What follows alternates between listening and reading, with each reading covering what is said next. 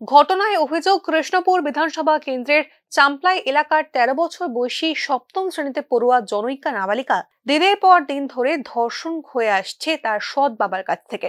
অত্যাচারিত হয়ে শারীরিক ও মানসিকভাবে বিধ্বস্ত হয়ে পড়ে এই নাবালিকা। নাবালিকার স্কুল ও এক সামাজিক সংস্থার কাছ থেকে এই সংক্রান্ত অভিযোগ পাওয়ার পরেই তৎপর ভূমিকা গ্রহণ করে তেলিয়ামুড়া থানার police. Second OC Sukanta Sen চৌধুরীর নেতৃত্বে পুলিশ অভিযুক্ত বাবাকে গ্রেফতার করে।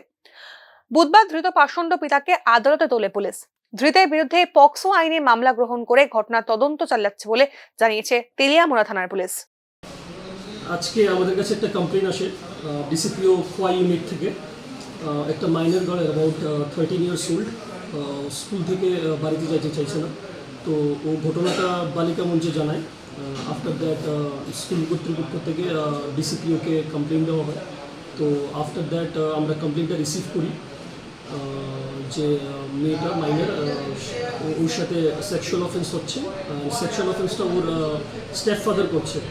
তো after we got the complain, second OC of Teliamura PS inspector Sukanta Chowdhury উনি তৎক্ষণাৎ গিয়ে সেরে আসামিকে অ্যারেস্ট করে।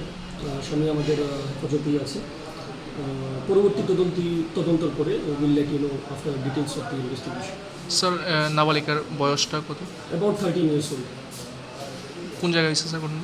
ইনসিডেন্টটা কৃষ্ণপুর এলাকায়, মানে চাম্পলাই কৃষ্ণপুর এলাকায়।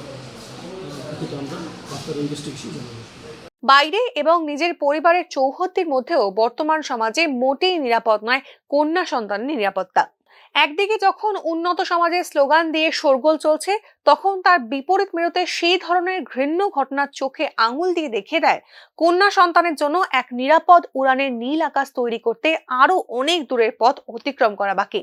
বলার অপেক্ষা রাখে না, কন্যা সন্তানের জন্য সুরক্ষিত সমাজ গড়তে আমাদের সকলকেই এগিয়ে আসতে হবে। Bureau report, news now.